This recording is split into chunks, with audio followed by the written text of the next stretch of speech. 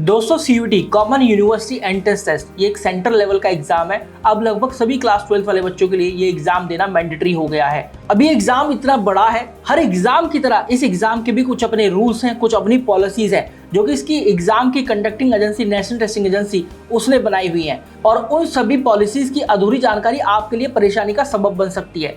Hi everyone, मेरा नाम है Akash Shukla and in this video we are going to discuss CUET 2025 important admission policies. So let's start the video.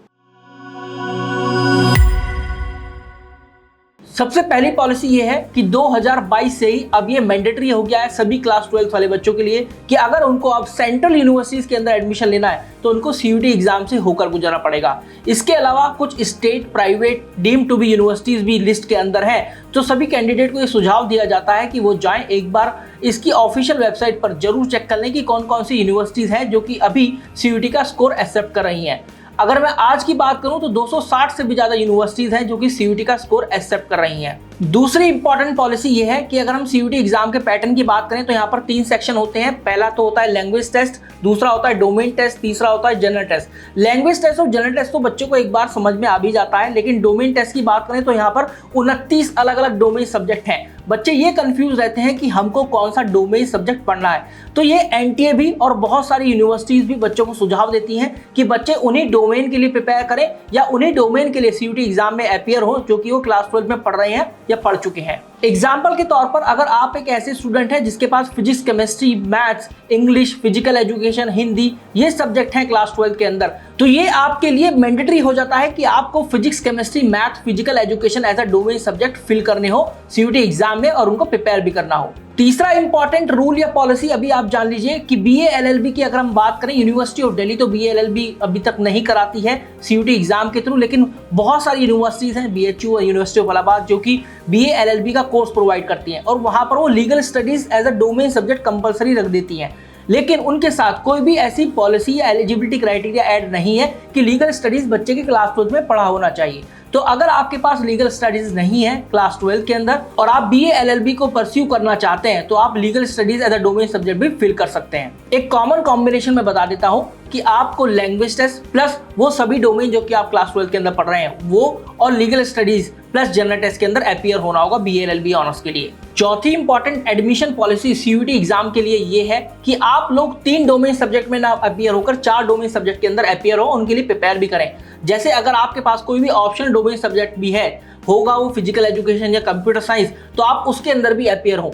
ऐसे क्या होगा कि आपके स्कोर बढ़ने के CUET के चांसेस ज्यादा हो जाएंगे, आपके एडमिशन होने की पॉसिबिलिटी ज्यादा बढ़ जाएगी। जैसे कोई भी यूनिवर्सिटी अपने किसी कोर्स के लिए किन्हीं 3 डोमेन की डिमांड करती है तो वो आपके जो 4 डोमेन में आप अपीयर हुए हैं उनमें से बेस्ट ऑफ 3 का स्कोर उठाएगी, तो इस तरीके से आपके स्कोर बढ़ने के चांसेस ज्यादा हो जाते हैं। पांचवी इंपॉर्टेंट एडमिशन पॉलिसी ये है कि अगर मैं लैंग्वेज टेस्ट की बात करूं तो 1A और 1B कुल मिलाकर 33 लैंग्वेजेस 33 लैंग्वेजेस हैं। आपको किस लैंग्वेज में अपीयर होना है इसको लेकर बच्चे बहुत ज्यादा कंफ्यूज रहते हैं, तो ये बच्चों को हमेशा सुझाव दिया जाता है कि आप लोग इंग्लिश लैंग्वेज के अंदर अपीयर हो।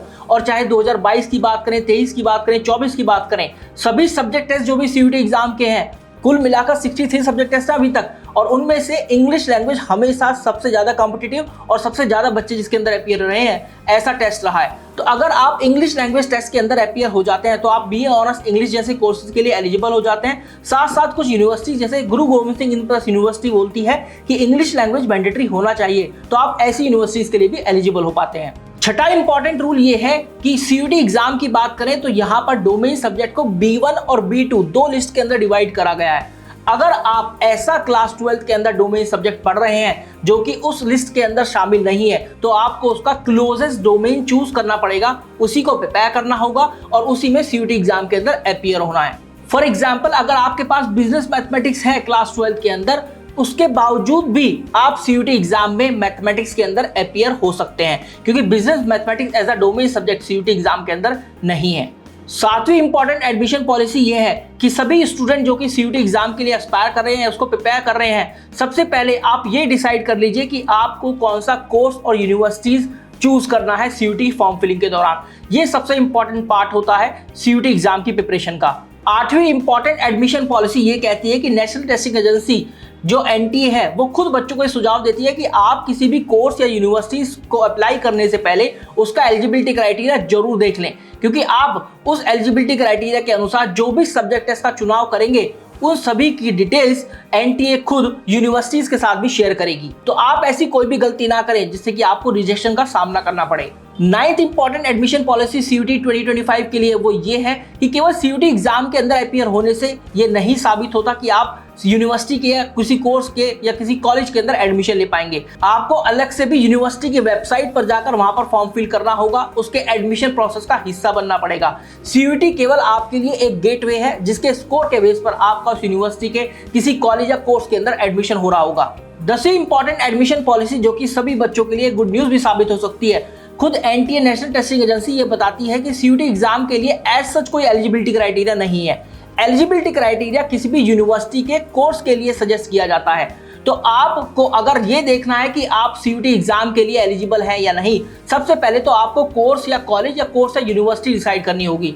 फिर उस यूनिवर्सिटी के उस कोर्स के लिए देखना होगा कि आप एलिजिबल हैं या नहीं, तभी आप पता कर पाएंगे कि आप उस कोर्स या यूनिवर्सिटी के लिए सीयूटी एग्जाम के बाद एलिजिबल हो पाएंगे या नहीं हो पाएंगे। So guys, this was all about the video. I hope कि जो 10 इंपॉर्टेंट एडमिशन पॉलिसी मैंने आपको बताई है ये आपके लिए रामबाण साबित होंगी और आप इन्हीं के बेस पर अपने प्रिपरेशन करना स्टार्ट करेंगे। Do let me know in the comment section box अगर आपके पास कोई भी क्वेरी है सीयूटी एग्जाम के रिलेटेड या फिर कोई भी सब्जेक्ट से रिलेटेड, तो मुझे जरूर बताइएगा, क्योंकि मैं और हमारी टीम जरूर से जरूर कमेंट सेक्शन देखती है। इसके अलावा if you want me to solve your any query then you can call at 7676564400 और you can visit at www.toprankers.com।